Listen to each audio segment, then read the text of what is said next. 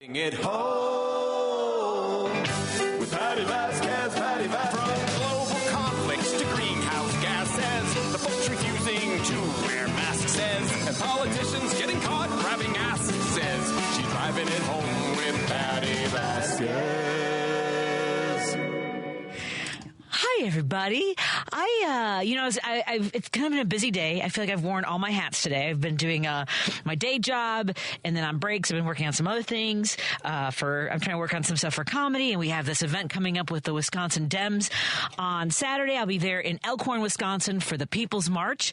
That's going to be kicking off at noon, and I know that you're like, it's a little cold to be out marching. I think we're just doing a very mild march, and then going inside to I'm going to be speaking, as will some of their electeds and the folks that do all the hard work in Wisconsin to make sure, we save this little thing we like to call, democracy. And so it's a bit of a stressful day, which is why I'm so happy to have my guest co-host today, Carmen Navarro Gercone. Hey, Carmen, how are you doing today? I'm good, Patty. How are you? I'm so happy to be here. Happy New Year. Well, I'm not. I have decided that I can't say. It's hard to receive the greeting of Happy New Year, and also to say Happy New Year. I refuse to believe that this is how 2025 starts. I'm not taking down my holiday decorations because I haven't had the joy that I think we all deserve. And I think that I was telling some folks that this 2025 is more like 2024 expansion pack that you bought on Temu, and I would like to extended warranty. It's just like I don't like any of it. You can't return it, Patty. You can't return it. I don't like any of this. I don't like anything that's happened. Yeah, I'm the opposite. I figured you choose joy. You're aggressively choosing joy. I feel it. Can you? Yeah, it is a little bit aggressive with the joy. Go ahead. I didn't mean to cut you off on your aggressive joy. No. You know me. That's why you know what it is. That's what it is. I rather fake it till I make it and look hard at what I can affect in my life, yes, so that I'm not miserable. Yes. And so whatever I can change within my reach, I'm going at it 120%. I'm choosing stubborn acts of hope. That's what I'm doing, is stubborn acts of hope. I support you. Well, and you're right. It's how can we have meaningful impact and ways we can change what's within our control is part of what makes this so hard. So I wrote a piece that's going to be in Minocqua Brewing Company's newsletter tomorrow, thinking about. Did you watch any of the Pete Hegseth testimony yesterday? Yeah. And I was a glutton for punishment, so some of it I even went back to, and I'm like, wait a minute, is that really what? Yeah, that's happening. So it was, we say, I always hate when someone says, I didn't realize I was going to trigger you, or this is triggering. Like, it's just a sort of like, I'm triggered by the word triggered, I guess. Yeah. But I realized that, so I believe, like me, you have this just bone deep need for justice. I mean, it is. For you, you went into law enforcement. You served for over 27 years. Yeah.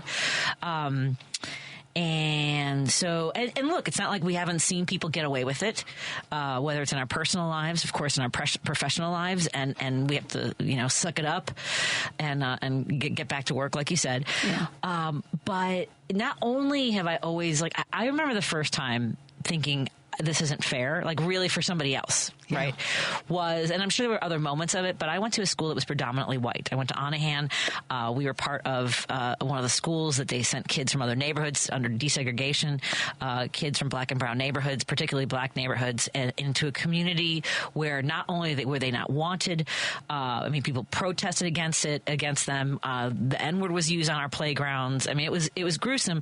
And it was me and there were two sisters, the Escobar sisters. We were the only, and I was darker when I was little. I presented as more as a child of color. We didn't say that. I looked like a Mexican. I looked like a little Mexican kid with slightly reddish hair, which was weird, I'm sure, because I'm Irish also. I did, but so I had my own things I was dealing with. But I remember my second grade teacher grabbing one of the black students by their wrist and dragging. I mean, the kid didn't even have his feet under him, and she was dragging him down the row of seats. And I remember thinking, at 7 years old, when I grow up, I think that students should have I really thought basically a panic button, a button that said this teacher is abusing this child or this teacher is hurting someone. I remember thinking that at 7 years old. By the time, and I went door knocking with my dad. He was a Republican, and I was basically my dad's little campaign prop to campaign for Ronald Reagan. Right? I liked it because it was kind of I didn't get any candy, so it was confusing going door to door. Yeah, right. This isn't Halloween. Yeah, I was hanging out with my dad, but here's the thing. I was a dork in high school, so yesterday was very triggering for me because it brought me back to watching Ollie North take the oath of that he was going to tell the truth, and then I'm pretty sure I spent my whole summer in 1987. Before I got my car. Just watching the Iran-Contra hearings. I don't remember going to the pool. I don't remember hanging out with my friends, getting burgers. None of that. I was watching the Iran-Contra hearings when I was 6, and I was sitting there. That we've come from there where hardly anybody but Ollie North, who then got a radio show, were held accountable. Yeah. And William Barr worked no one knows that I'm about to jump across the... See, you're aggressively cheerful. I don't know what I am because I'm... Yeah. But Bill Barr was involved in burying the evidence and the testimony of the people that testified in those hearings. Okay. Okay, I guess is what I have to ask you. Having been on the side of knowing that people are getting, and in our circle there are people that get away with it. There's people getting away with it now. So you choose cheerfully, aggressively, joyful? Yeah, because I can't control that. You can't make people see the truth because they are choosing not to see it. It's not that they don't know the truth. It's not that people don't know that these things are happening or that these people have done these things. They're actively, consciously choosing to ignore it and not give a crap about that. Yeah. They're choosing, well, yeah, I know that's it, but I still rather have him do that job. I don't care. So I can't make people see what they don't want to see. Right. So all I can do is keep living the way I want to live and affect my part. And if the opportunity comes for a conversation, we're going to talk about it because I'm not going to stay quiet. But I'm not going to actively go out there and spend my energy on people that I know have already made their choice. You can't convince those people. That is not my... they'll see it because the minute they don't get 100% of what they want... Because remember, everyone has their 10 points. The minute you disagree on one, all of a sudden there's another fraction. You say that, but what Reagan accomplished was widening this gap between the super wealthy and the working class and diminishing labor rights and our access to health care. And they don't see that was, it trickled down. Like we got peed on was what that trickle was, and worse. And I don't like this analogy that I've used right now. So you know what? I have really good news for both of us because I came in very concerned about one of our listeners who's on the phone, Jim. Yes. Jim, I was super nervous. Hi, Jim. That's all right. Yeah. My phone was on the fritz, and my phone was on the fritz, so I had a smoke signal in my apartment, and somebody finally came. I got a phone anyway. Oh my God! Anyway, yeah, I had a replacement. But I appreciate. I was sending people out, Jim. I was listening to your show last night. Like, my God, I gotta, Morris. Do you have Morris code in the studio? If you got Morris code in the studio, yes, I was like, oh God, what happened to Jim? I'm not going to make it if Jim's out here. Okay. Yeah, I know. Yeah, but if you got Morris code, I could have gave you a couple of dots and dances. Hold on, let me take a picture. I'm going to take a picture of your phone number. Hold on a second. Anyway, Jim. Yes. How you doing? Well, the news conference today was just, first of all, fabulous news. They worked on this for 9 months. Kamala Harris was there. The president was there. And who's the other gentleman who was, I can't think of his name off the end, but he was at the press conference. Blinken? And they worked on this like maniacs for 9 months. And two of the questions, if you can believe this, talking about people that don't research they go in and how they can even make fools of themselves. Say, was the president-elect in on this? Wasn't he in on this deal? And then again, they asked the president, was he in it? And he turned around and said, is that a joke? Are you joking or what? Yeah, who do you think history will give credit to, I think was one of the questions. Yeah. That kind of garbage, yep.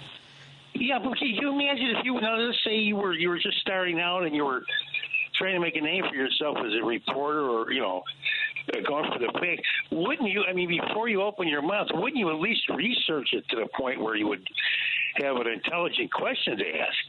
But this is how silly this is. In other words, whatever, the Alpha and Omega says it's sacrosanct.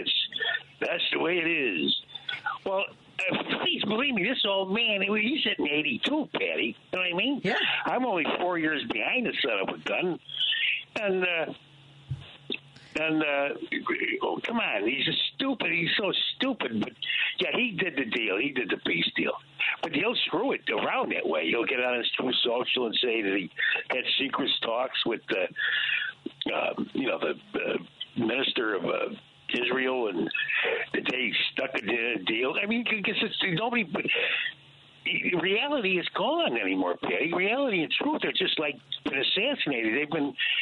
They've been rubbed out by somebody, and we go on with this baloney. But I'm just happy about that. I just hope to goodness that it lasts 6 weeks and the people get all the medical attention they need, and the poor kids that are being killed there. And, think about a kid that might lose an eye at 5 or 6 years old, got to go through life like that, or without an arm or a leg, life is tough enough, Patty. You know it and I know it. But to go without a leg or something like that to me is just is something else. You know what I mean? It's just something else. Real quick, I was going to say, President Biden's given Pope Francis the Medal of Freedom. And Pope Francis put a archbishop into Washington, D.C. who can't stand Trump, can't stand him. And he's all for the LGBTQ community. And Trump, on the other hand, has this Republican archbishop he wants to put in at Rome.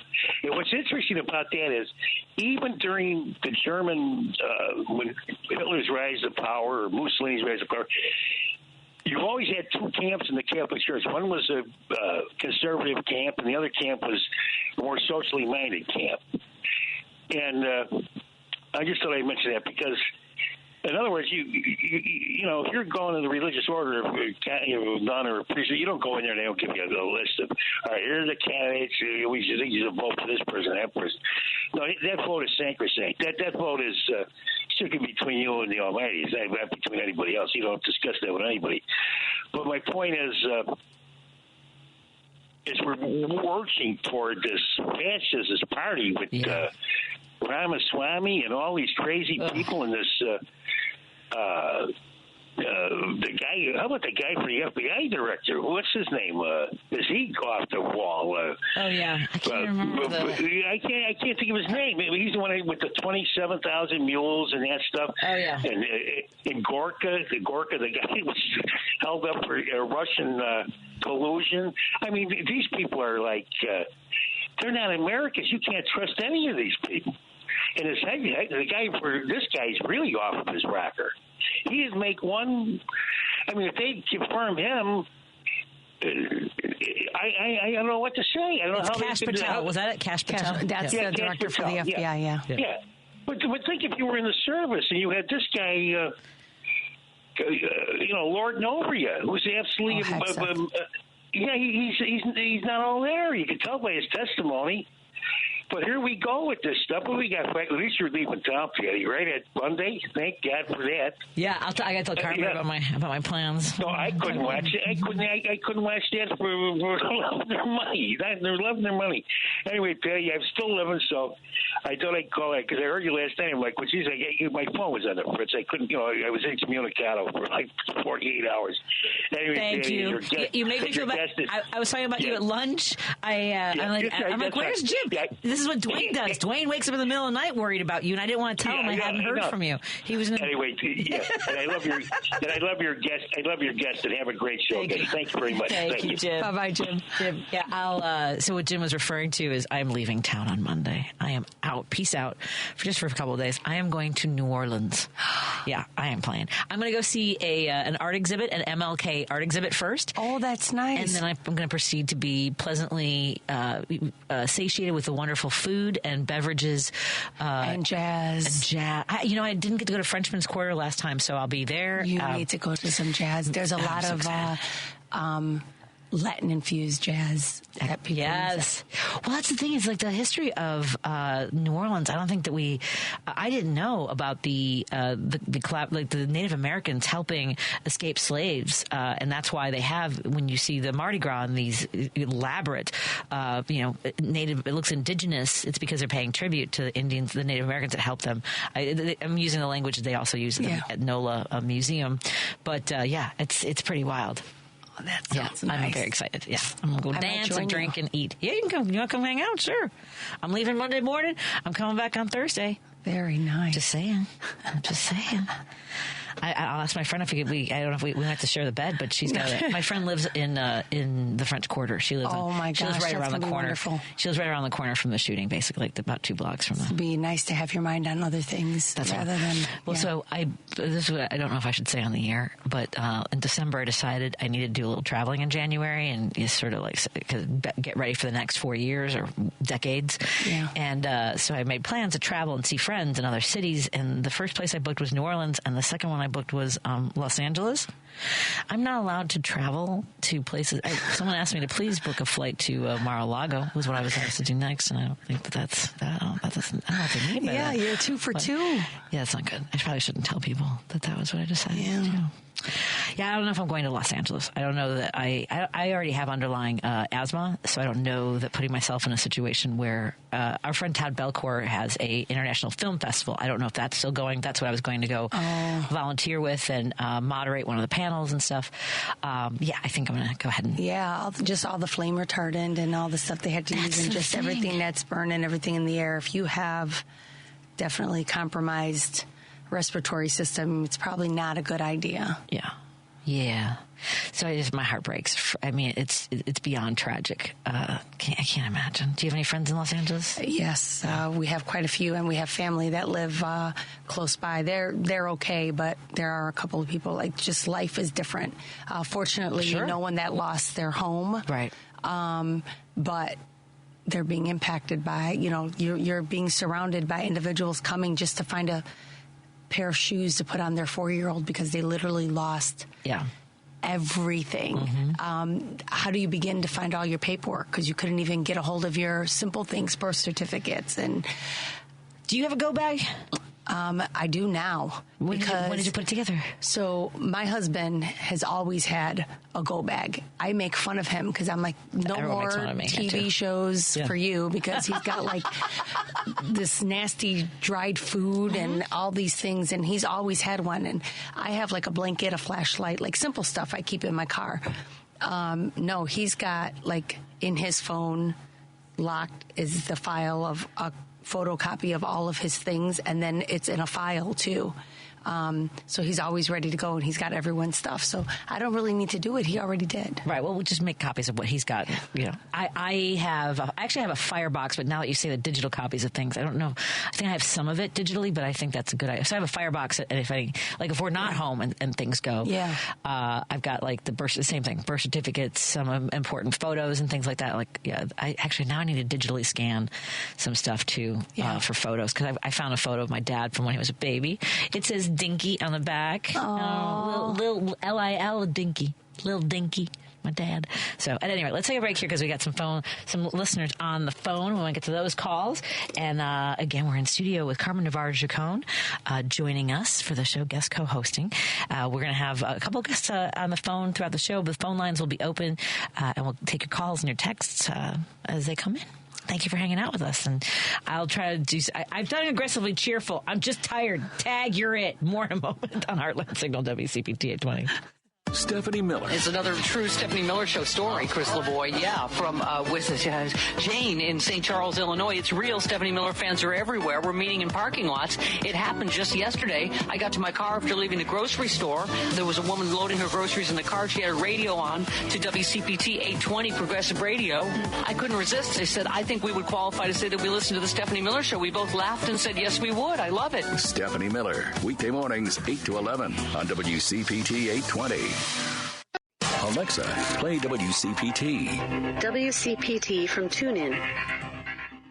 You're listening to Driving It Home with Patti Vasquez on WCPT 820.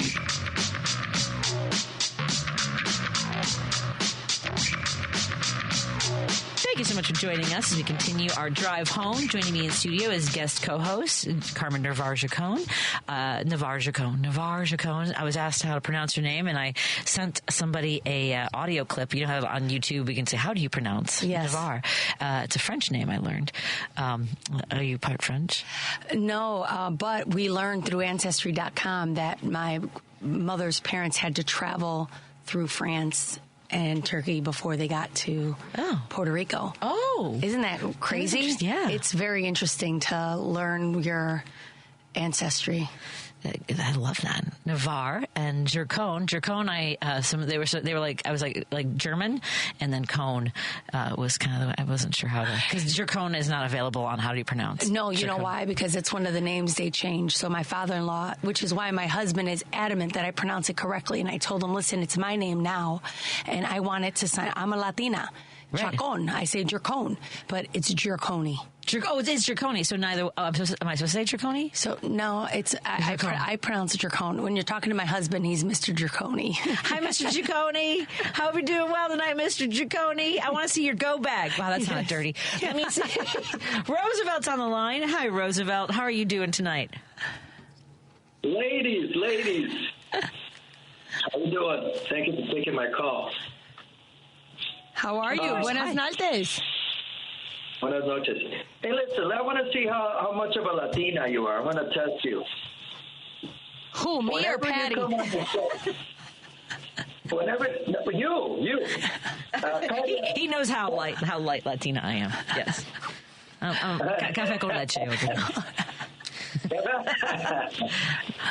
Más leche.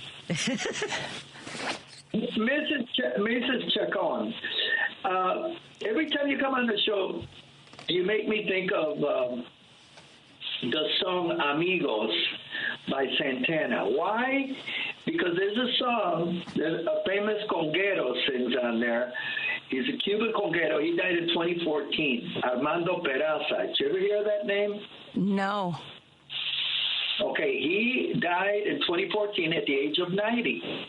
He was the guy that played congas on the Santana band for decades.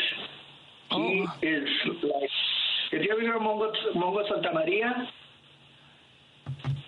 You know what? I'm not good with my husband's the same way with music. I am not good with artists or names of songs. But when people play them, I know them. Okay, well, anyway, I'm going to recommend that song to you to listen to it because they mention Puerto Rico lots of times, and it's a fantastic, happy song, and that's what we need nowadays, so I wanted to start with that. What's the name of it? Because now I'm going to add it to my playlist.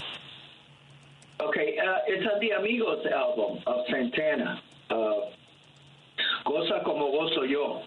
Amigo. Okay, I'm going to find it. Okay, and specifically Puerto Rican all the way is the song.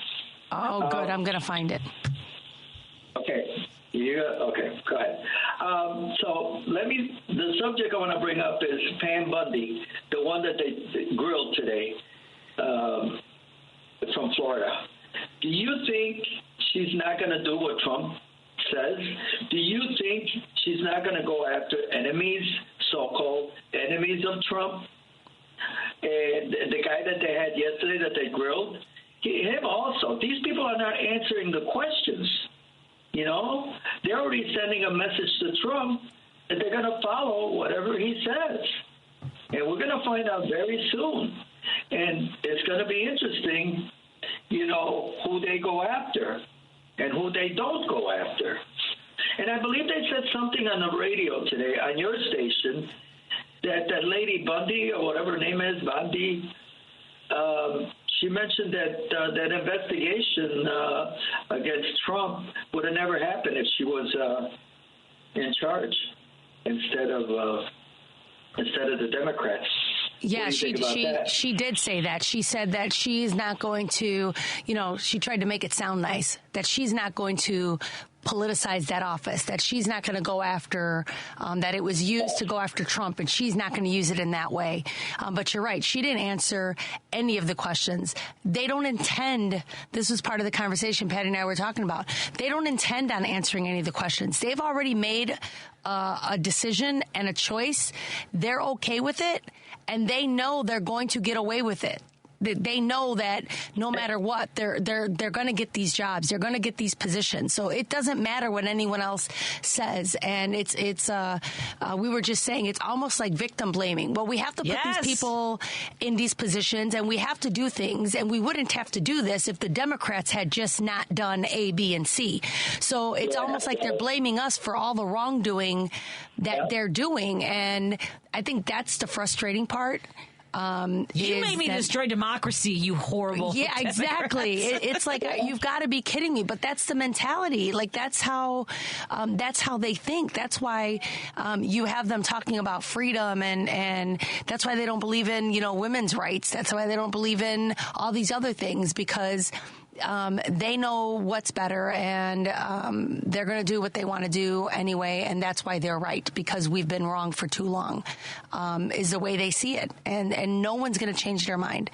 So we definitely have to be prepared to fight smarter, because they're just going to victim blame. And ladies, also another question as I hang up: what do you think about all these big shots, millionaires, billionaires that are bending the knee and donating to Trump's basically party, because he's going to have a party on the 19th. And it so happens that the 19th of January is my son's birthday, one of my son's birthday. But,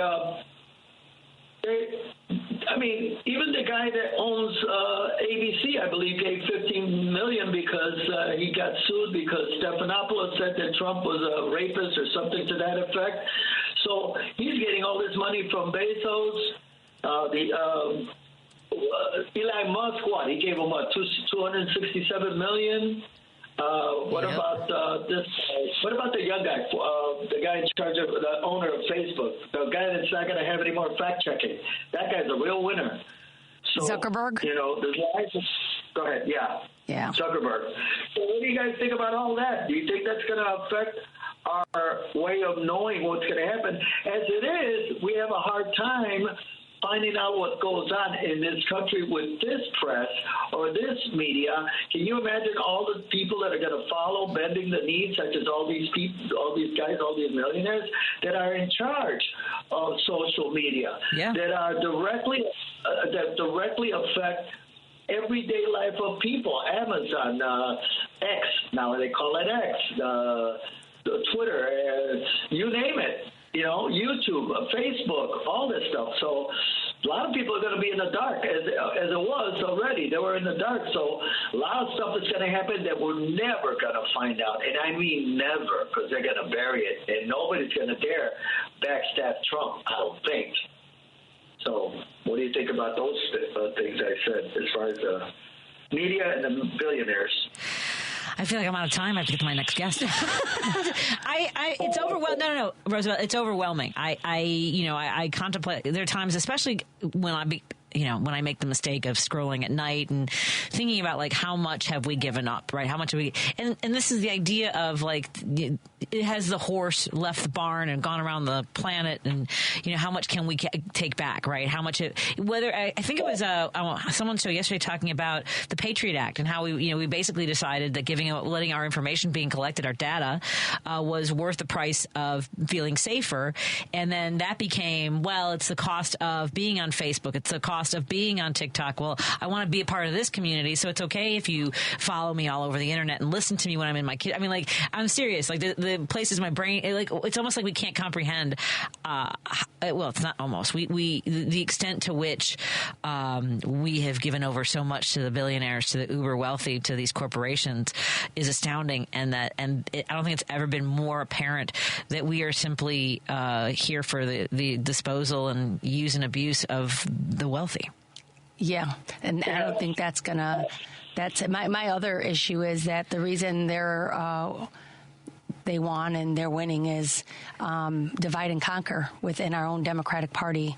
we're still divided. So I think that right now, more than ever, we need to realize we have to stop fighting each other and really become a party again. Patty? Yeah. It's funny you mentioned what you just said. I told you I was giving another guess, and you started another conversation. If you want to start another conversation, you got to hold on. I'm going to make it short. But it's funny you mentioned that because do you think that they're going to become spies? All these guys I mentioned, Bezos and everything, since they're involved in social media. They might already be. Yeah. I wouldn't doubt it. Yeah, sorry. All right, let's see how DeKalb Dems are doing. We'll take a break here. Thanks so much, Roosevelt. And anybody on hold, I promise I'll get to your call after our guest. Thank you, Roosevelt. In studio with me is Carmen Navarro Gercone. Hi, Mr. Gercone. Hope you're doing well tonight. But we're going to take a break here and check in with our friends with the DeKalb Dems in just a moment on WCPT 820 Heartland Signal. And we're glad that you're here. Right back after this. Tom Hartman. Lori in Ocala, Florida. Hey, Lori, what's up? Hi, Tom. First, I just want to say thank you for being here for all of us. It's really important. It's almost like having a friend there that you know you can listen to and talk to. And I've listened to you since Air America, and I really appreciate you today. Well, thank you, Lori. The Tom Hartman Radio Program. Weekdays 11 a.m. to 2 p.m. on WCPT 820, where facts matter. Chicago's Progressive Talk, WCPT 820, where facts matter. I don't have time for bump music. I don't have time. We made our guests wait. And with all due respect to everybody, thank you for calling in. So we always want to make sure we enjoy our conversations. And we want to make sure that we amplify the work that's being done by organizations all over the country. And, of course, right here in Illinois. So we're talking to Shell DeYoung Dunn, Democratic Precinct Committee person and a communications chair for the DeKalb County Dems. Hey, Shell, how are you doing? You're on with me and Carmen Navarro Gercone in studio with me. How are you doing tonight? Oh, I'm doing fine. Well, fine. Fine it sounds so honest, Carmen. I'm fine. Everything's fine. Well, I have to say that now because I'm actually doing much, much better because after the election, we were pretty bummed out here because we were so sure that we had it in the bag. And so it was a bit of a shock, but I'm doing better now.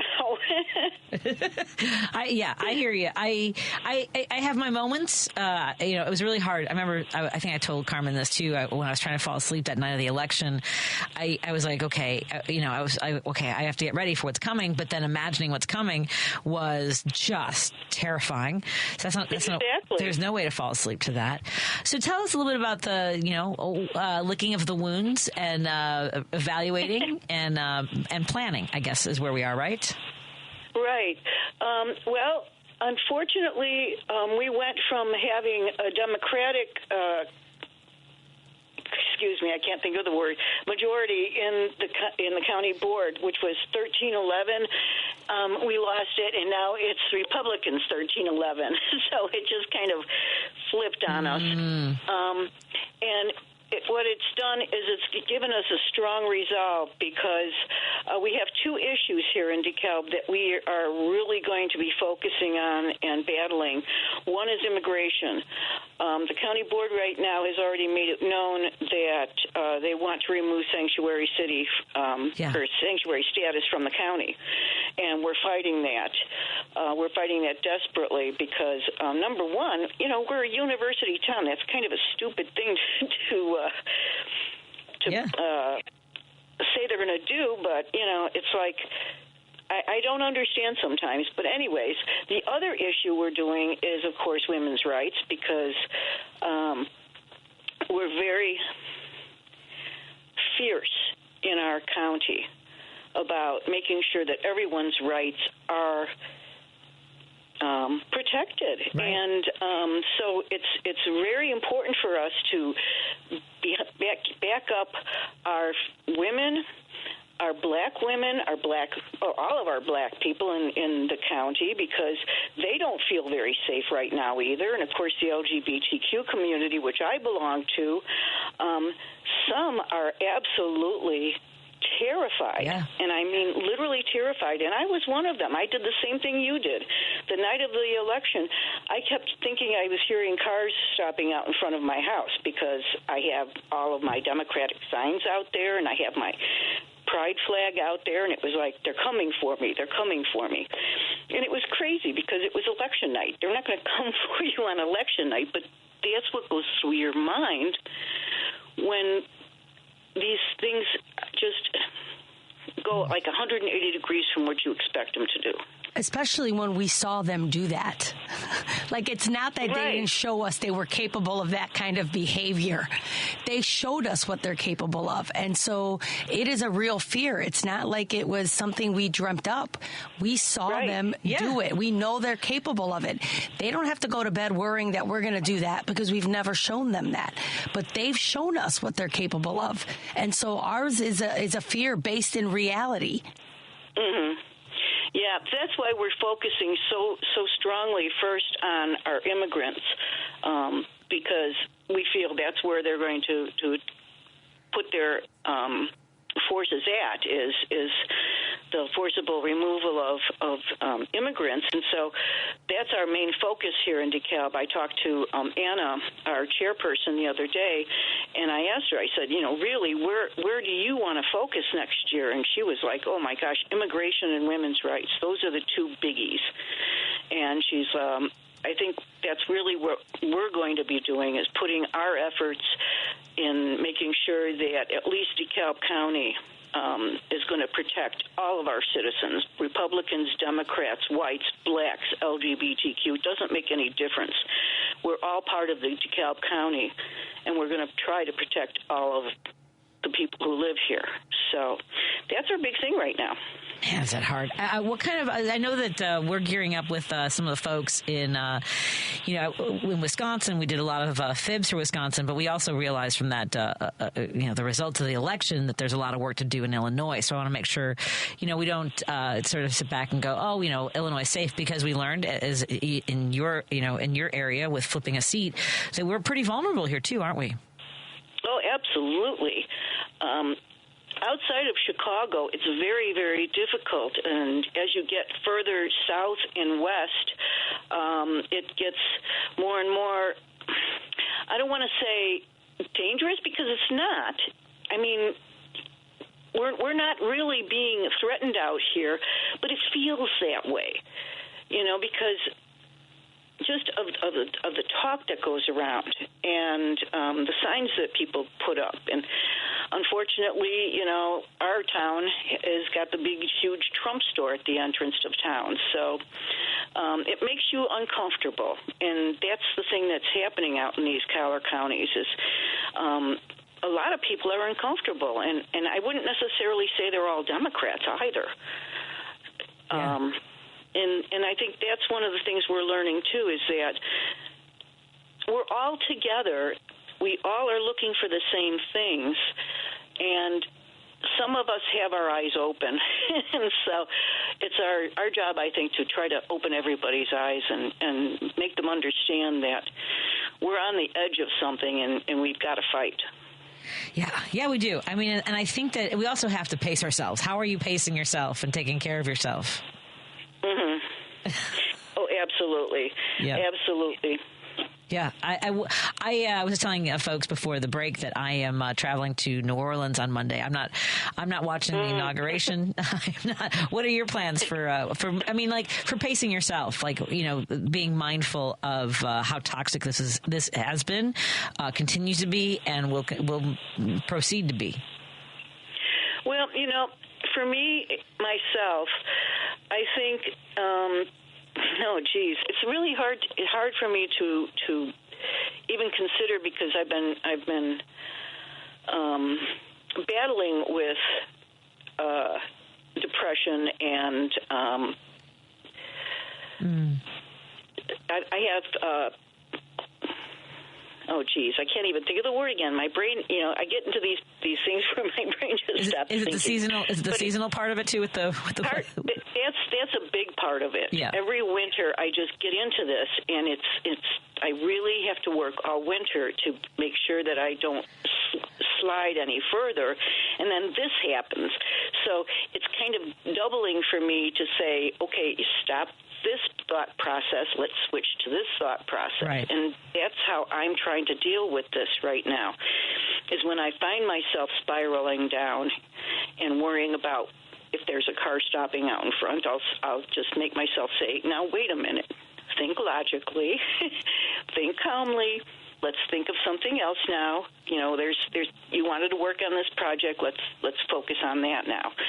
Yeah. And that's how I'm trying to cope with it. I know some people are actually finding an easy way of coping by using some of these AI programs like ChatGPT and Copilot, because it's non-judgmental, and it's not necessarily going to always agree with you. So a lot of people are finding comfort in the fact that they can just tell it what is happening in their life and why they're upset. And sometimes it will give them a different direction to think of, too. So things are just changing so fast that it's really up to a person to try to find out what works best for them. And it's really hard to say that because a lot of people are like, I don't even know where to begin. But just talking to yourself out of things, I think, is, if you can train yourself to do that, I think that's the biggest thing you can do for yourself. That's the thing, the momentum of thought, because our brains are so powerful, and being able to slow that down is helpful. Yes. Yeah, you can't go from 1 to 10. You have to take those steps. But you also have to give yourself grace. And again, understand that your thoughts are going where they're going because you have actually seen those things happen. So again, that's how bullies, and quite frankly, we've been bullied now for so long and so consistently bullied that we almost feel like we're going crazy. Like this can't be it. But that's literally their plan. They make you feel like you are. Like, I didn't say that. I didn't do that. Wait a minute. You've shown me. I've seen it. And so I think you have to give yourself some grace because these things have happened and are happening. So the fear of it happening again is based in reality. We've seen it. Right. And I know that. And that's why I think it's necessary for each individual person to say, in my particular circumstance right now, do I need to panic yet? Be prepared, yes, be prepared and fight. Join organizations that you can and fight for your rights and get your voice out there. But also make sure that you're telling yourself that in my situation I'm doing the best I can and this is the right way to go.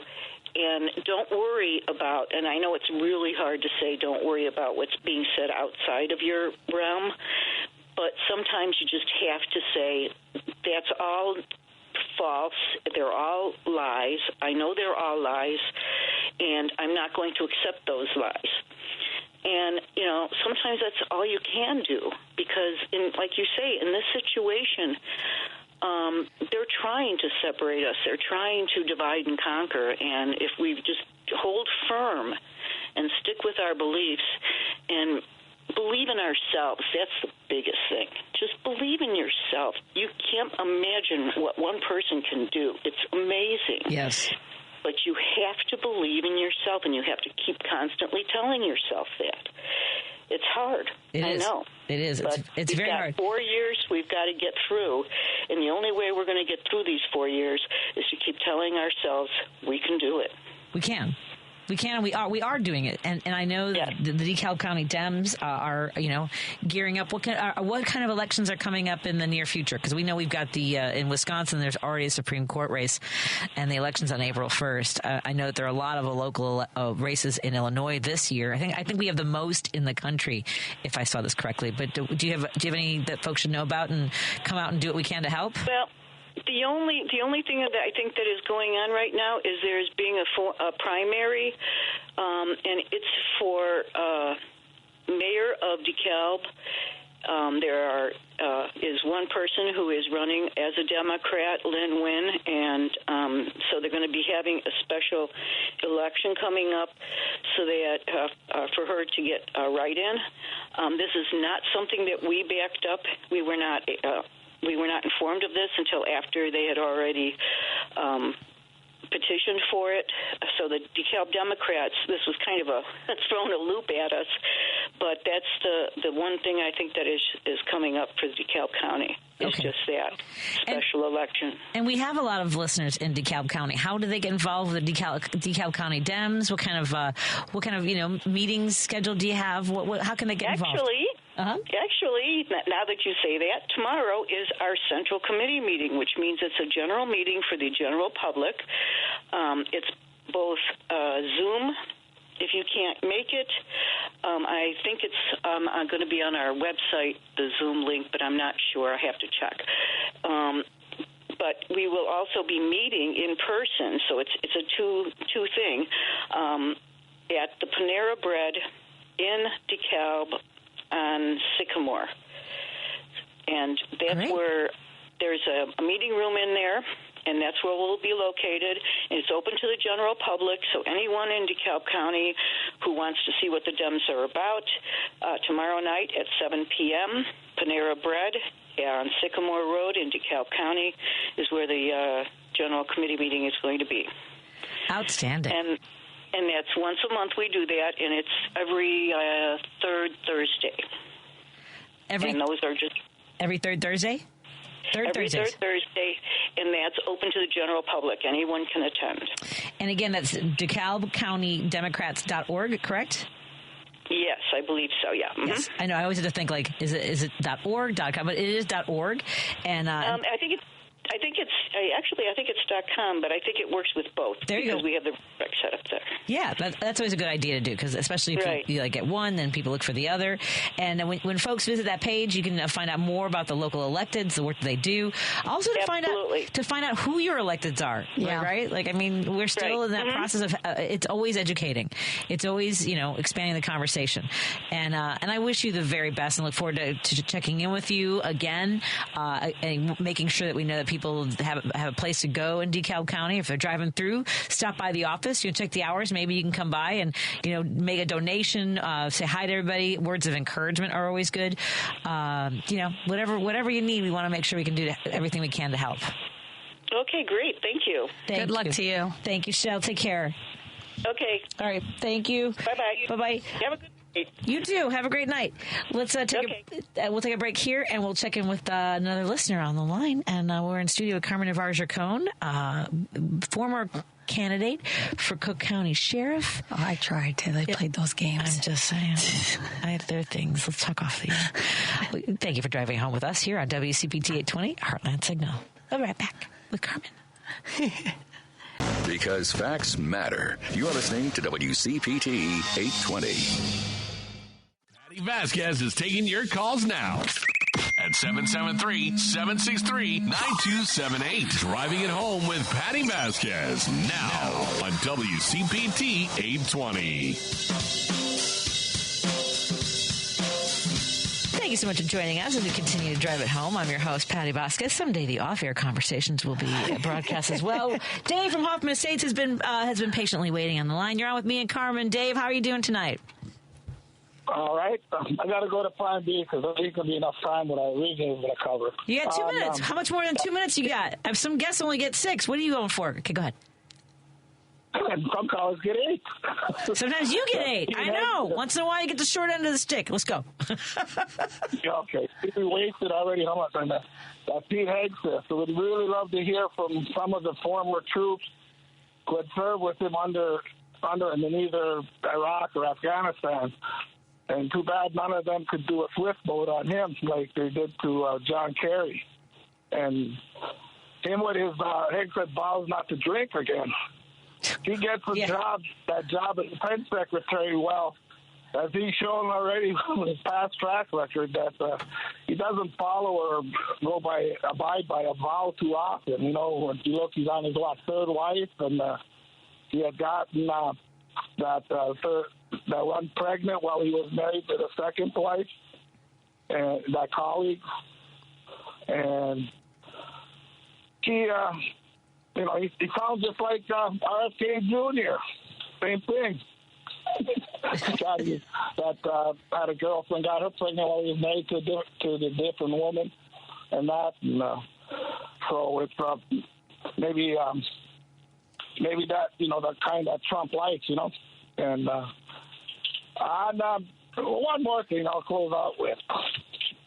Do any of you girls remember back 9-10 years ago when Tom Selleck got sued for he was stealing water from the fire hydrant, and it was going into those big tanker trucks.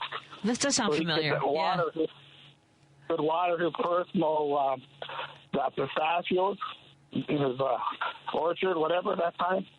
I don't know if he had 10 or 12 trucks, and he finally got our actual PI busted on doing it, and they sued him. They got, I forget, $22,000 or whatever, but kind of, got to thinking that if his places had, because when they were talking about earlier on the fire hydrants would dry, they didn't get the water after a while.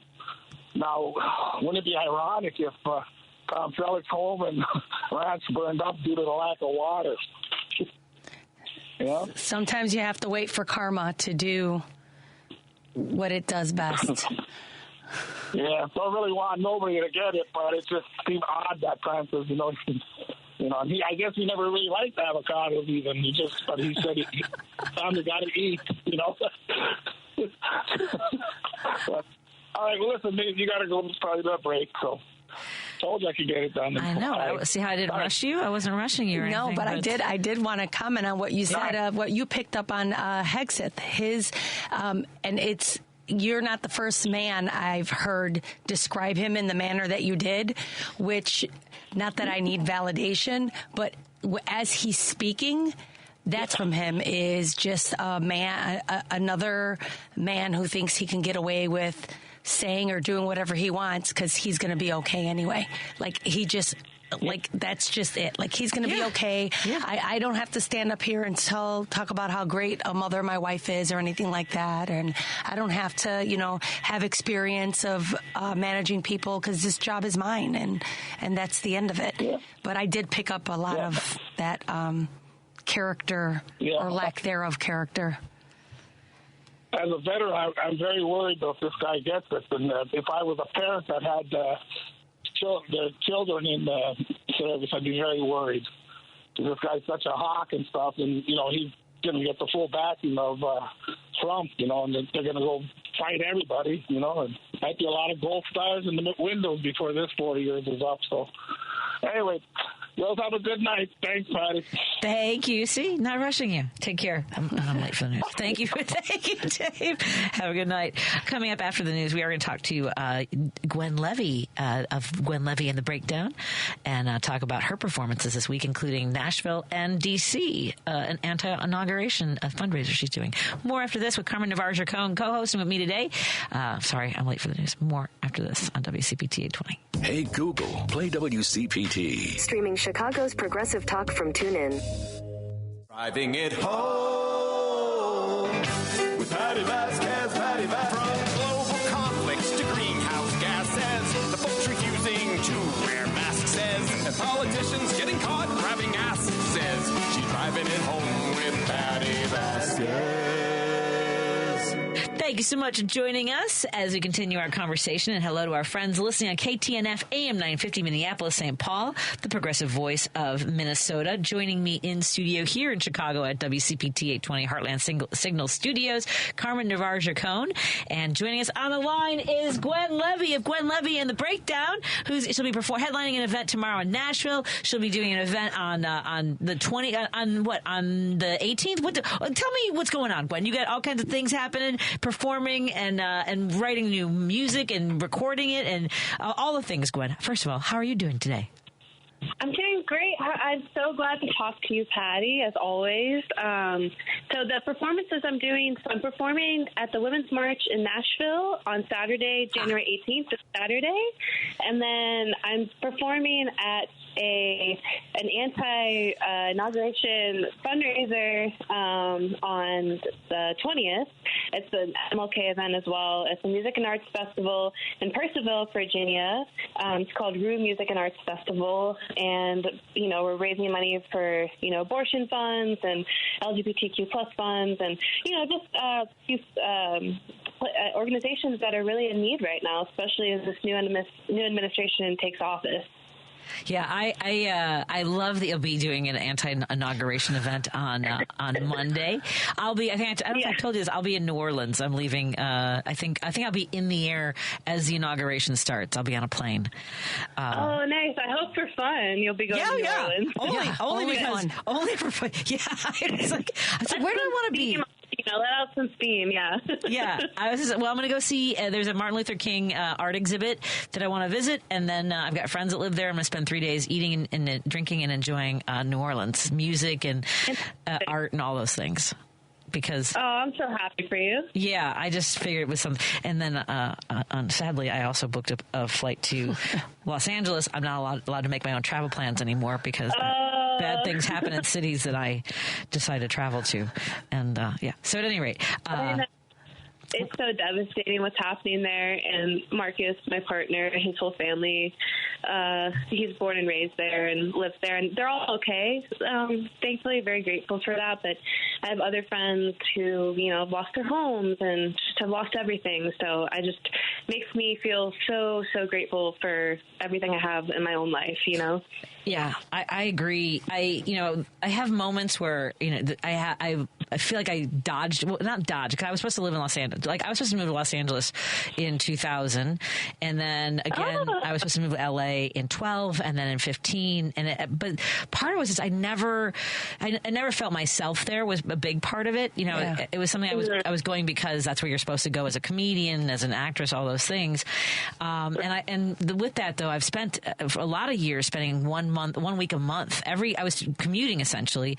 And I know so many of those places, and I have so many friends that have either had to evacuate. I don't know yet. I haven't been in contact. I don't think I know anyone that lives in Pacific Palisades. I have friends that were like blocks, really dramatic photos of the fire coming within blocks of their homes. I yelled at one of my friends. Yeah, I yelled at one of my friends. I got him on the show, Rob Hines, who was outside talking about stuff, and was like, look at all this stuff. I'm like, put on a mask, please. So it's really hard. Yes, it is. It really is. And, I hope all your friends out there and loved ones are safe as well. Absolutely. And how, okay, so, we have been so delighted to play your music on this show. And I know that you're creating a new album with Gwen Levy and the Breakdown. How is the band doing? How, now that we're in the space of full on resistance, we were trying to do the best we could to hold back the flood of hatred and fascism. So now we're in this space of resistance. How is your circle doing? So it's interesting because, I'm in Nashville, which is like the little blue island in a sea of red, but I am in the country music world. A lot of my friends are in the country music world. So the thing I should say is there's a lot of people in Nashville who are obviously very progressive and obviously did not want Trump in office. I mean, I didn't see a single Trump sign driving around Nashville. It was all Kamala Harris, which is also why it's surprising that he won the election because I barely saw any support for him. But I guess, people, were hiding that part of themselves. So I've lost friends over this, which is really sad, but, I guess necessary, just finding out who they truly are, their true beliefs. So I'm not going to lie, when I got back from Christmas break, I was with my family for 2 weeks in the mountains. It was much needed a getaway, and me and Marcus were writing a lot for the album. And so when I got back, I felt really isolated because, after the holidays, and then I had friends that I was surprised didn't reach out to me, like kind of, I don't want to say iced me out, but, we're being a little, not as friendly, I should say. And and so I think things feel better for me now because I feel like I have a grasp on what's happening this year. But when I first got back to Nashville, I was just feeling very isolated, and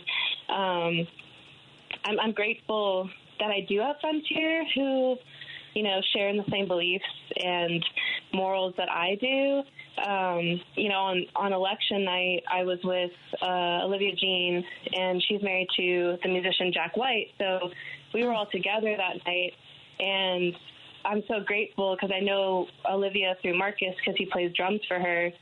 And, I mean, that circle, and then maybe, a few of my other friends are really the only ones I have in my life right now, which sounds sad, but honestly, maybe it's almost necessary. My circle just keeps getting smaller and smaller, and maybe you feel the same. Oh, yeah.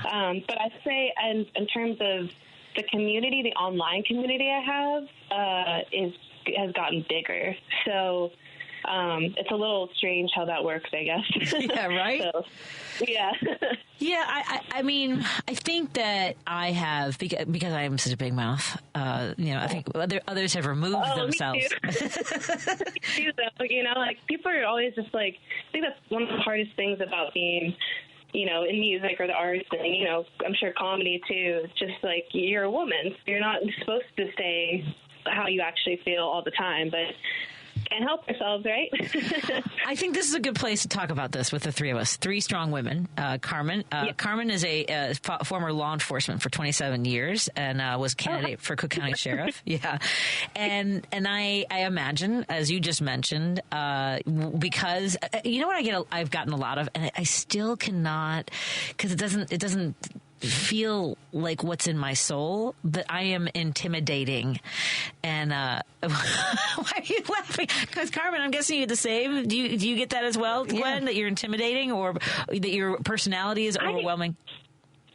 I do, and it's strange because people meet me and they're like, "Wow, you're quieter than I expected," but then people will be afraid to come and talk to me, and I'm very friendly, you know. So it's right. It's yes, yeah. So I don't know. Yeah, it's interesting. And it's funny because exactly the same way you just said, and I'm very nice, is what I hear Patty say all the time, and it's what I say all the time. I did it today at a meeting this morning. My husband was sitting across from the table, and I'm like, I don't understand. I'm really nice. And my husband chuckled. And he goes, when you have to convince people that you're nice, it's because you're not nice. I'm so nice. I will kill you with my niceness, I'm okay? Nice. I'm smiling, aren't I? I think that it's just what it's always been, that as women, we have to be careful the way we express our opinions because we're always seen as too aggressive, or we're too this, or we're too that.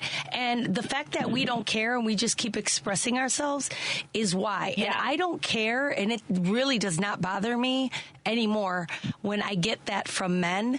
But when I get that from other women, I will snap in a heartbeat. Yeah, yeah.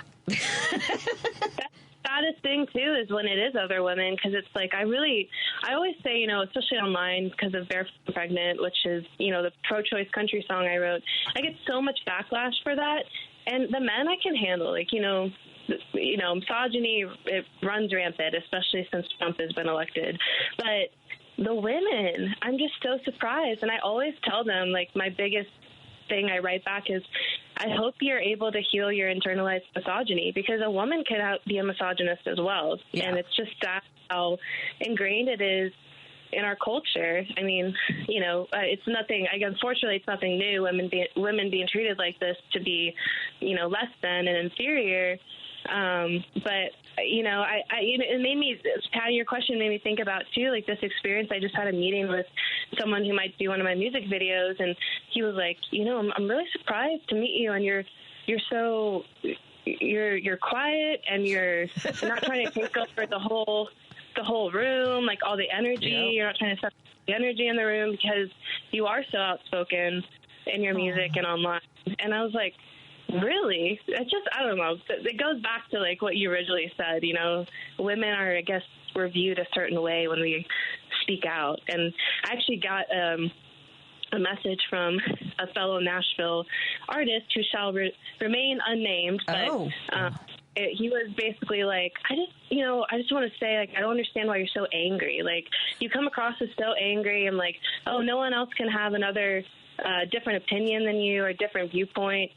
And I was just saying to him, well, yeah, I am angry, but people can have different viewpoints, but this is also about morals. And you know what? If you feel a certain way, just unfollow me. It's not going to offend me, you know? Right.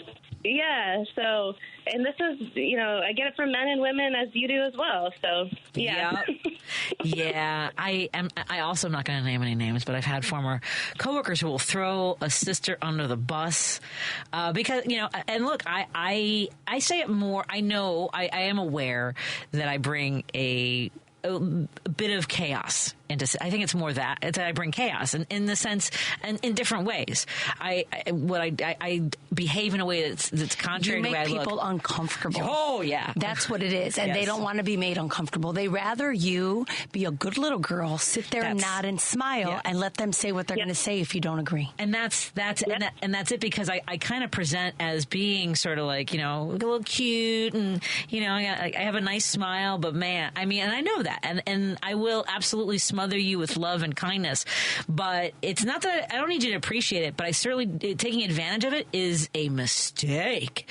That's all I'm saying. Yeah, I know when I first, it makes me think about when I first started becoming active, you know, speaking out about being pro-choice, I had the majority of my followers, a lot of them were men. And then now the majority of them are women. I think like 18% are men, something like that, on Instagram, and where I have my biggest following there, and a lot of them are gay men. So it's like, but I'm also very happy about that. I'm not going to lie. Yeah. I love that most of my audience are women and gay men.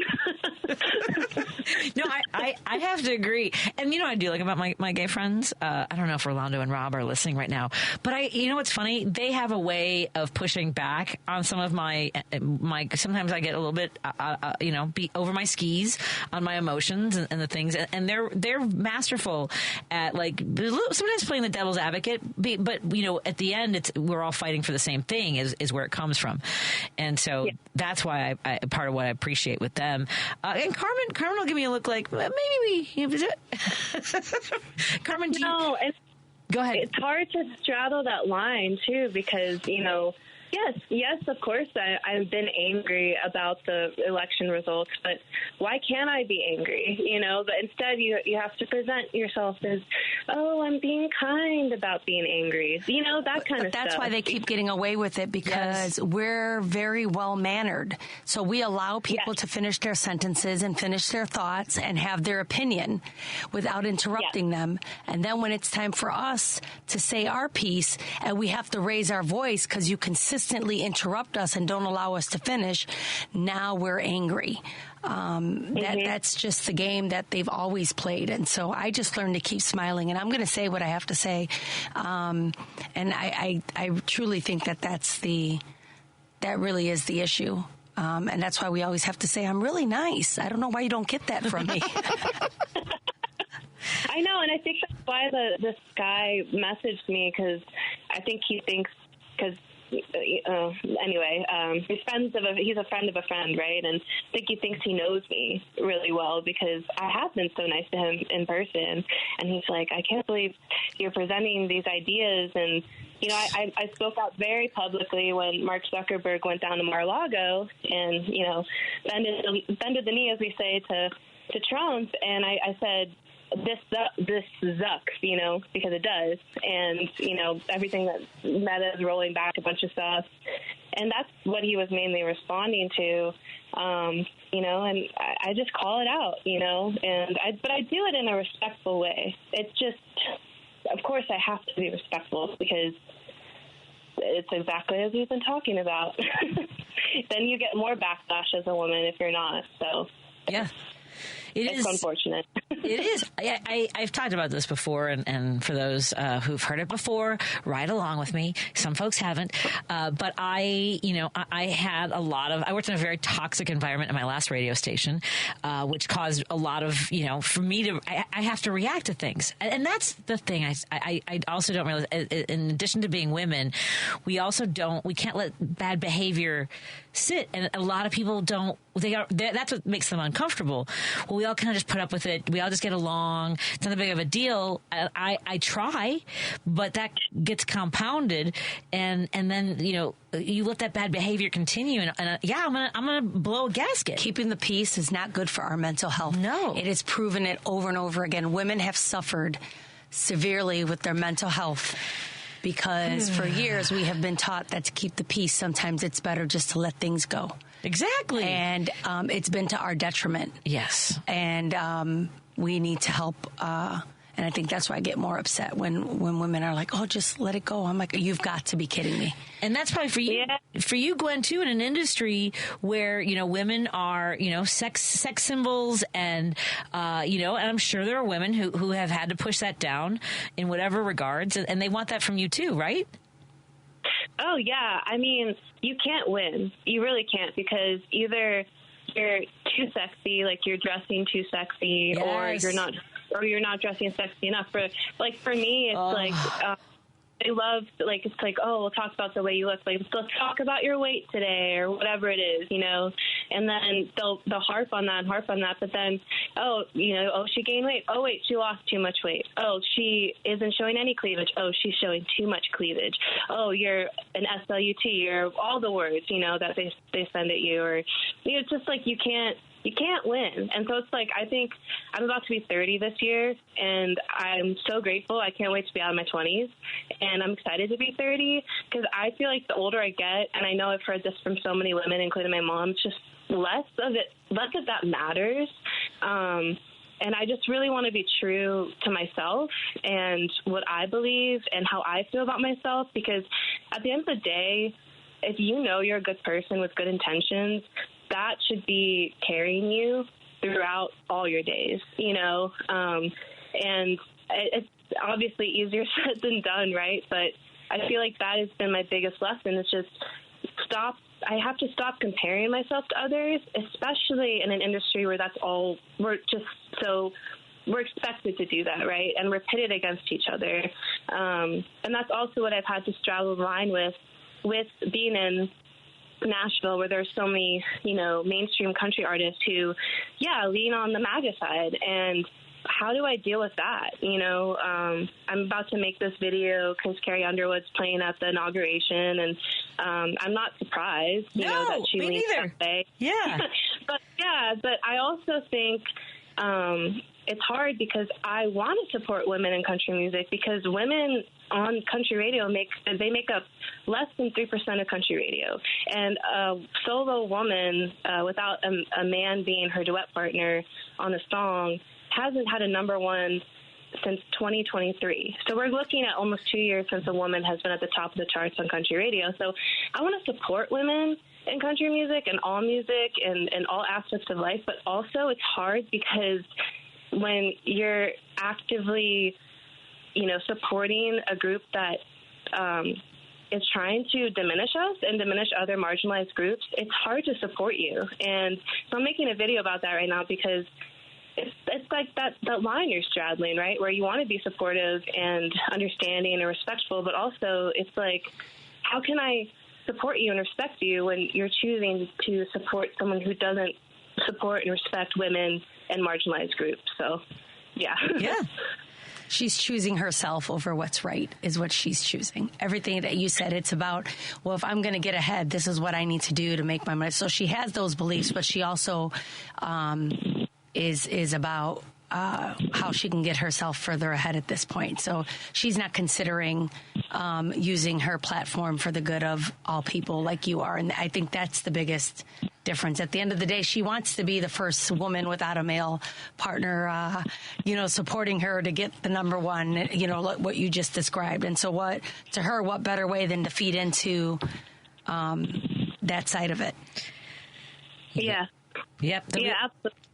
Yeah, and I mean, obviously there's so many other artists that support Trump that are going to be at his inauguration, country artists I'm specifically talking about, and I mean other artists, but country music these days seems to really love him. But I guess it's nothing new, right? Since I guess 9/11, it's really gone that way. Yeah. Wrap yourself in the flag, and if you don't do that, then just shut the heck up, right? Shut up and sing. But the same people who are like, we need to separate the artists from their politics, and, you know, they're defending Carrie Underwood, are the same people who destroyed the Chicks' career, you know, like that supported that. And then the Chicks, formerly known as the Dixie Chicks. Mm-hmm. And I just, the hypocrisy runs so deep, and that's what makes me so angry, is that they pick and choose what, you know, where the line is, where the rules are. And I mean, I know that, again, it's nothing new, but it's like, again, you can't win. And I understand why so many artists are leaving country music. And I fall under the country music umbrella. I'm not like, the country music isn't all I do, and especially with this new music coming out, it's going to be a variety of music, a variety of genres mixed together. I'm working with Marcus, who has my partner, who has, you know, a different background than I do as well, like his musical taste, and it's, you know, a fusion of things, but under that country music umbrella.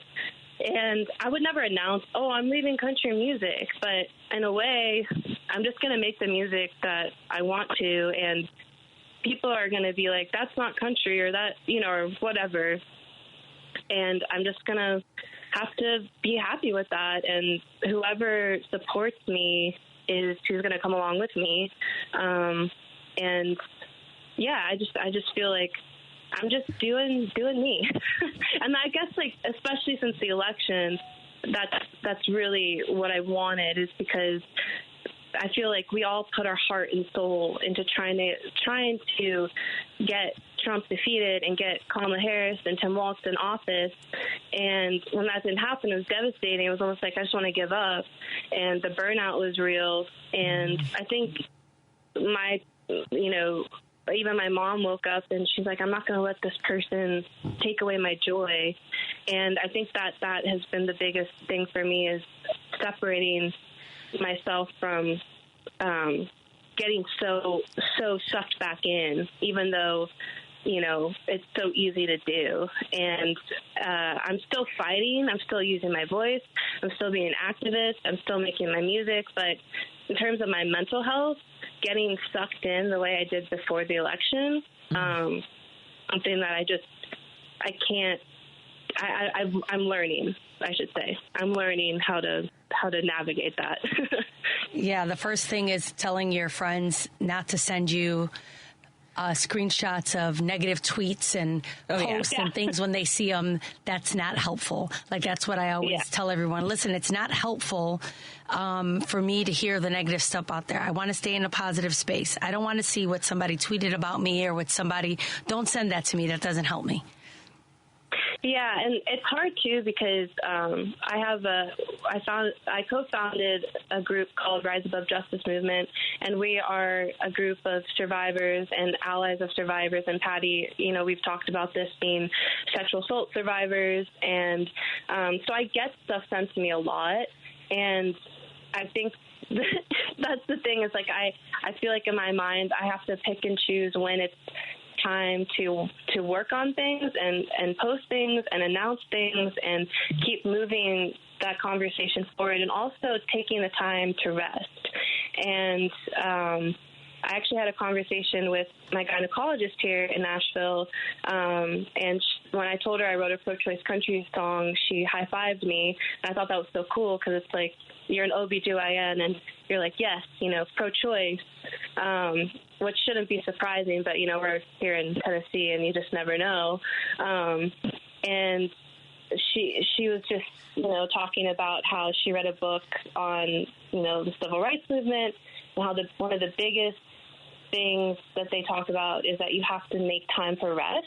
And I think I didn't balance that very well before the election. It was like go, go, go, go, go, go, go. So by the time the results came in, I felt very burnt out. But now I'm trying to find a balance, and also just prioritizing the people that are, you know, so important to me in my life, like my family and my friends. And I think that has been the only way for me to remain sane, you know, during all of this.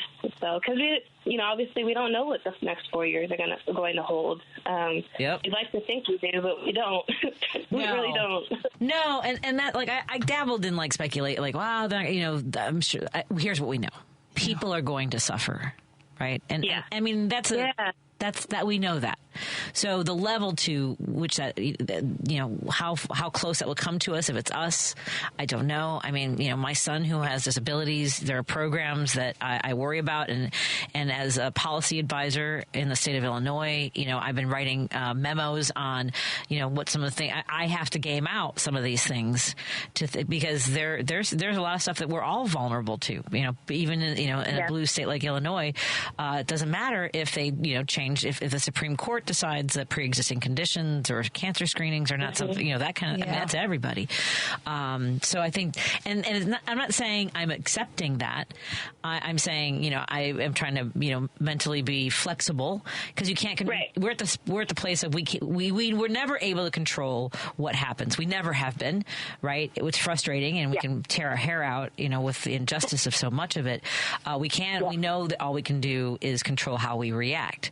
And we're gonna fall down. We're gonna struggle. A lot of us are battling anxiety or depression or substance abuse or shutting down from other people. Like I have a lot. And then it gets to the I don't know about you guys, but I mean, Carmen messaged me. I didn't want to tell you. I was thinking about you that day, and I'm like, I gotta message Carmen, but I'm on, and so the fact that you reached out, Carmen, was fantastic. But also know that if you haven't connected with somebody in a long time, don't let that shame prevent you from reaching out and just say, hey, was thinking of you. Hope you're doing well. Whatever it is. Yeah. Yeah, that's so important, and that's really what I feel like is going to carry us through is just that connection, holding on to the connections we have, and then making connections with people that are like-minded and have very similar morals. And I told you I've lost friends over the election, and it's really sad, but you think they're going to be with you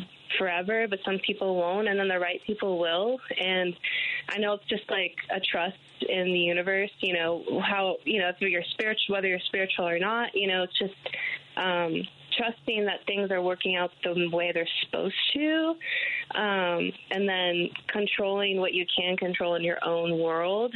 And I feel like, hey, I can't control, like you were saying, what's happening with everything right now, but I can control how I use my voice, and who I give my energy and time and love to.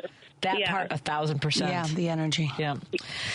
Gwen, I so adore talking to you, and we need to do it more often. Whenever you want to call in, or we reach out to you, but don't hesitate and say, hey, do you have space for me? Love to jump on for whatever it is. Would love to find out how DC went.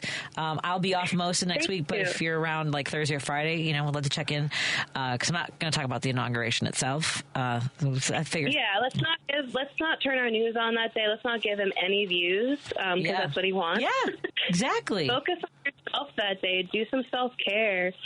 Whatever it is, that brings you joy for yourself. Just don't let this narcissistic person suck up any more of your time and energy, and you give it back to yourself. That's really what I'm going to be doing that day. Giving back to that day, I'm going to be giving back to the community, So that's important to me. And do what's important to you on January 20th. And it's MLK Day. Yes. We should be focused on that. Yep. Yep. Focus on service and supporting others and helping our communities. Thank you. Gwen Levy. Find Gwen Levy and The Breakdown. Where's the best place for folks to get your music and buy some merch and support the work you all do? You can go to GwenLevyandTheBreakdown.com. That's Levey with 2 E's. And a portion of my merch sales goes to Abortion Care Tennessee and Healthy Free Tennessee. So you're not just supporting me, but you're supporting those organizations. And also, you can follow me at Gwen Levy Music on all social media. And unfortunately, it won't be TikTok probably coming on Friday, but I'll see you on the other platforms. But that's another conversation, right, for another day, right, Patty? Yeah, exactly. Yeah, let's see if we can get you. I do want to know how it went. So let's see if you have availability, and if we have availability next Thursday or Friday. Sound good? Yeah, I'm around. Yeah, I'll still be in DC, and I can call in from anywhere. Excellent. Thank you so much again, Gwen. Thank you, Patty. Thank you, Gwen. Good luck to you. We love you. Thank you, Carmen. Thank you. Be well. Oh, it's Gwen. She's awesome. Bye-bye. Let's take a very late break here. I just jumped over. I know people are like, what is this? Doesn't she have a break? Nah, no. Was there somebody at the door? Is that what was happening? I don't know what that was. They were like, go take a break. All right, fine. Here we go. WCPT 820, Chicago's progressive talk, where facts matter. You're listening to Driving It Home with Patti Vasquez on WCPT 820. Thank you so much for joining us as we continue our drive home. Hello to our friends who listen in the evenings on KTNF AM 950, Minneapolis, St. Paul. I'm sure I made that a recording nightmare for Lady B because she has to send the show to Minnesota, and I just did basically a 35-minute segment, and so she's got to figure out how to, Sorry, you got it? She's like, I got it. Okay, good. Thank you, lady. See, and the other thing is, did we ever figure out if I can get you on this board? We have to fix that before. Yeah, it says Comrex now, and I'll have to see. I don't think we ever got the microphone back on you did? Yeah, I don't know how to do it. We'll do it. Take another break and come fix it. Cause I want to talk to Lady B, so Lady B can talk to Carmen on the air. Hold on, so let me see if I do that. So I'm trying to, but it says Comrex. So turn this. Yeah, but it's moving the. Hi, everybody. Welcome to How to Run My Board. But it's the second one in, and not the one that it should. She's probably. Hold on. Let me see. What if I do this? Hold to select. Okay, we'll do that. And then I'm going to go through this. Carmen, I don't know if you've ever sat behind my board. No, but it's a nightmare. It's a little daunting. S Mike 5P T. Okay, thank you. Go to the T. There's satellite. Hi, everybody. Not the tie line. Nope. It's not on there. There's no T. No. Tie line. T program. Okay, hold on. Let's see. Lady B, are you on the air? Let's see. No, I can't hear it. Let's see. Go ahead. No. Is it you or me? No, I don't have it. Oh, it's switched back to, hold on. This is great radio, everybody. Who are you texting with, Carmen? Let's see. Mr. Gercone. Mr. Gercone. Hi, Mr. Gercone. How are you doing? Take. I'm a take. Let's see. Yeah, no, I don't hear you. No. What else do we need? See? It went back to Comrex. See how you can't have it on. Oh, I can't have it on. Oh. Take. Okay, try again. See, this is good. Oh, Mike. Hey! the magic of Matt. Thank you, Matt. Appreciate it. All right, Lady B. It's been a minute since I've been. Okay. Now I'm gonna look at that, and I'm gonna take a mental picture or an actual picture. Hi, Lady B. Hi. This was the one thing, Carmen, that they asked me, "What do you want in the studio?" And I said, "I want to be able to talk to Lady B." Yeah. And then it went away for a while. Oh no! When I walked in, she was the first one I saw, so we had a nice conversation. Yes. I love her spirit. Yes. Right. And Patty. Yes. You know the 17th is 1 year. Yeah, that's the conversation we were having. That's when the doctor said. Lady B. Yes. That's outstanding. Yes. And that's Friday. That's Friday. The 17th. Yeah. Friday. Friday. Okay. Because I won't be here on 16th, but I'll be back on Friday. And we'll have Ben Cominos. Yes. I'm very happy for you, Lady B. Yes. That's been a hell of a year, man. Yes.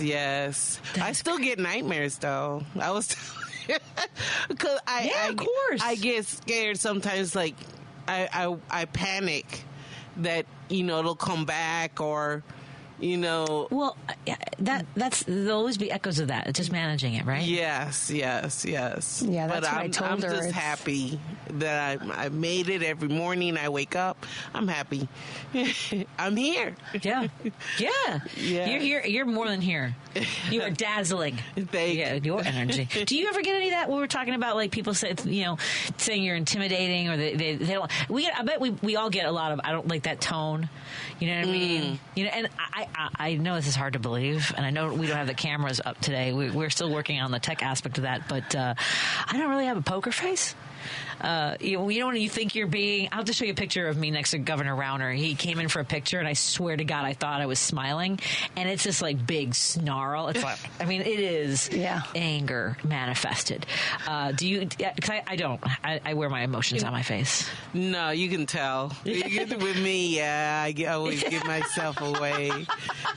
I try, but it's just like I'm like.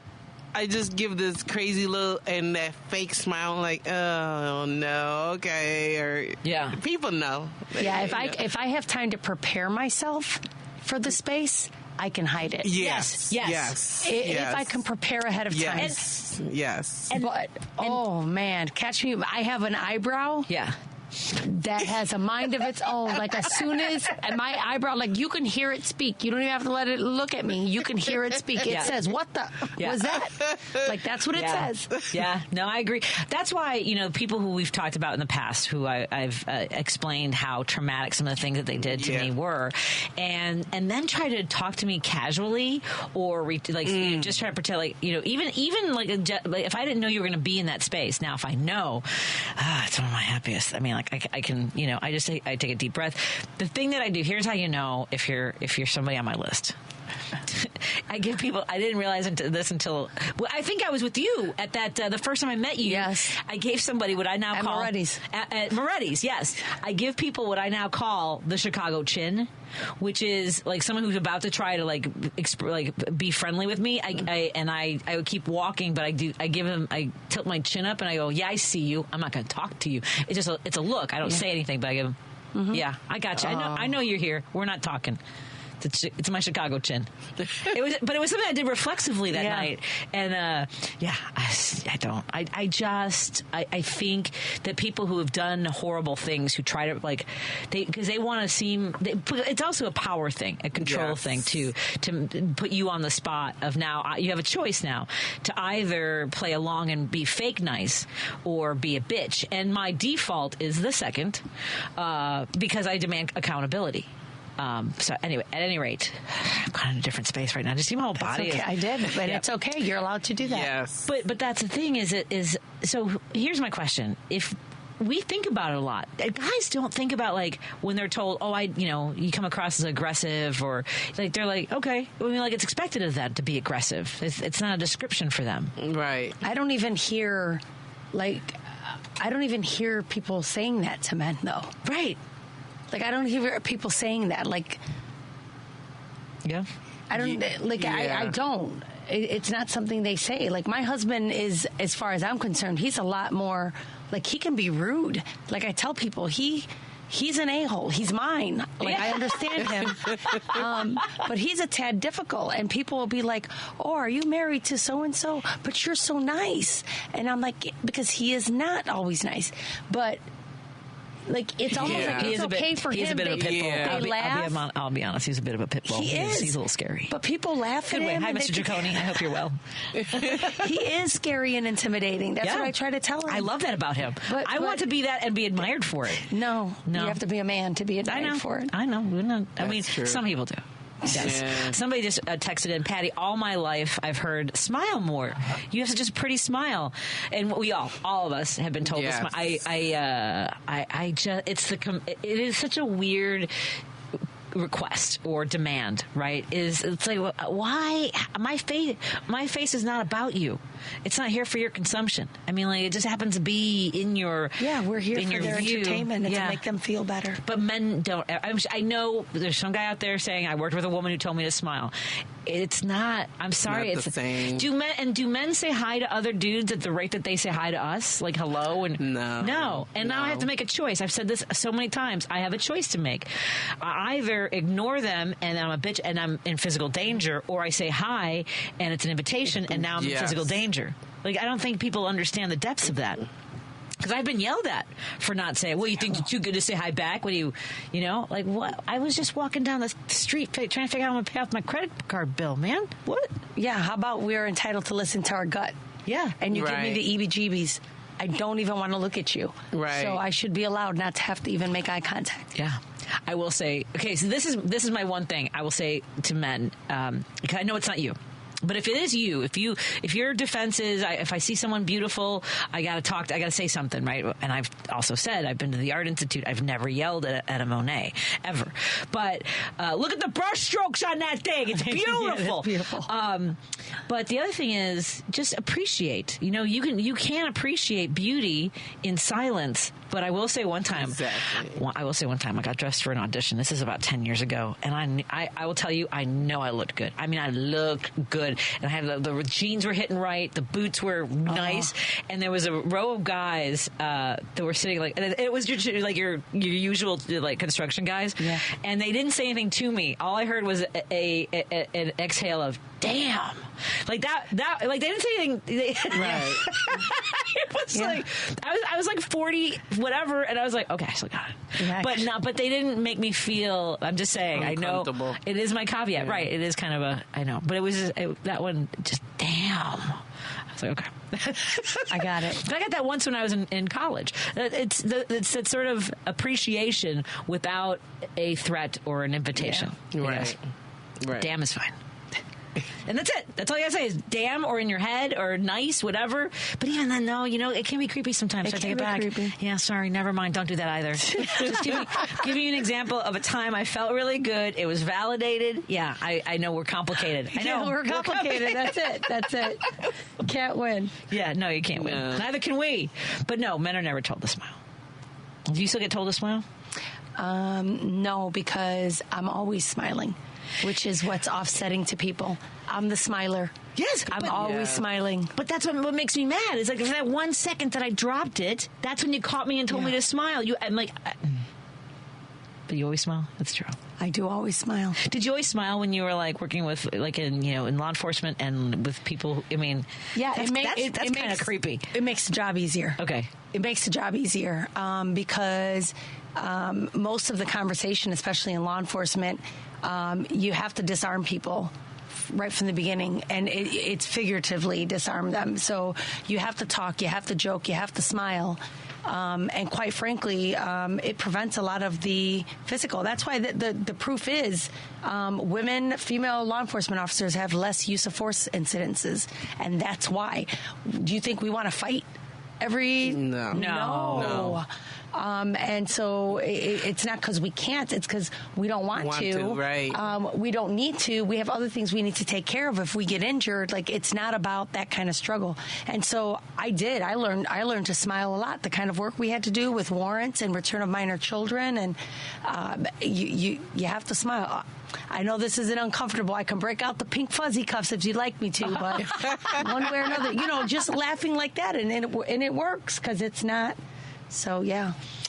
Well, where you can smile constantly is getting the live stream. I totally forgot. I'm giving away 2 today, so I've got to take care of this right now. Yes. Because tomorrow on Choose Views, Richard Chu is going to take your calls, and he's talking to comedian Dana Goldberg and giving away a stream code for Stephanie Miller's Sexy Liberal Save the World Comedy Tour pay-per-view inauguration special. Now, we're not giving away tickets to the event.